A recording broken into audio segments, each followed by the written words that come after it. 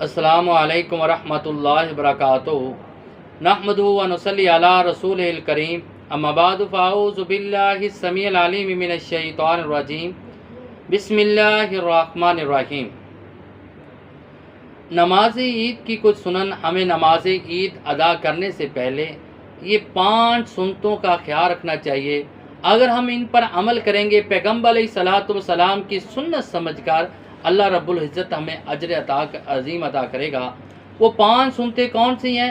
سب سے پہلے جس وقت شوال کا چاند نظر آ جائے، نبی علیہ الصلوۃ والسلام نے فرمایا اس وقت مغرب کی نماز کے وقت شروع ہو جاتا ہے، تب سے لے کر عید نماز ادا کرنے تک تکبیرات پڑھنا، اللہ اکبر اللہ اکبر اللہ اکبر، لا الہ الا اللہ واللہ اکبر اللہ اکبر وللہ الحمد۔ تو لہٰذا جیسے ہی ہمیں عید کا چاند نظر آ جائے، شوال کا چاند نظر آ جائے، ہم ان تکبیرات کو پڑھنا شروع کرتے ہیں اور عید کی نماز ادا کرنے تک۔ دوسرے نمبر پہ دوسری سنت یہ ہے کہ جس وقت ہم نے عید کی نماز ادا کرنے کے لیے جانا ہے تو رسول اللہ صلی اللہ علیہ وسلم کی سنت ہے کہ آپ کچھ کھجوریں طاق صورت میں تناول کرتے، یعنی 3، 5، 7 کھجوریں کھاتے۔ تو پیغمبر علیہ الصلوۃ والسلام کی یہ دوسری سنت ہے۔ اور تیسرے نمبر پہ رسول اللہ صلی اللہ علیہ وسلم کی سنت ہے کہ عید کی نماز ادا کرنے سے قبل غسل کرنا، عمدہ لباس پہننا اور خوشبو لگانا، تاکہ ہمیں بھی ان تمام سنتوں کو اپنانا چاہیے۔ چوتھے نمبر پہ پیغمبر علیہ الصلوۃ والسلام کی یہ سنت ہے عیدگاہ کی طرف پیدل چل کے جانا اور پیدل چل کے واپس آنا۔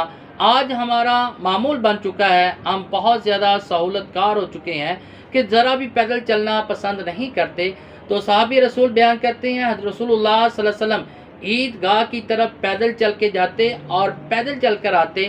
یہ بھی رسول اللہ صلی اللہ علیہ وسلم کی سنت ہے۔ اور 5ویں اور آخری بات جس کا ہمیں خیال رکھنا چاہیے، نماز عیدگاہ میں پڑھنا مسنون ہے۔ ہاں، اگر کوئی شرعی عذر ہو، اگر کوئی وجہ ہو، پھر تو ہم مسجد میں پڑھ سکتے ہیں، اجازت ہے۔ لیکن اس کا سنت طریقہ یہ ہے کہ نماز عید جو ہے عیدگاہ میں ادا کی جائے۔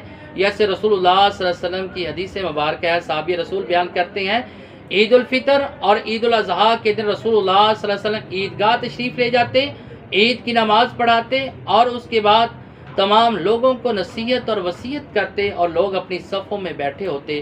تو لہٰذا ہمیں بھی ان 5 سنتوں کا خیال رکھنا چاہیے۔ اللہ تعالیٰ سے دعا کہ اللہ تعالیٰ ہمیں اس پر عمل کرنے کی توفیق عطا فرمائے۔ وما علینا الا البلاغ المبین۔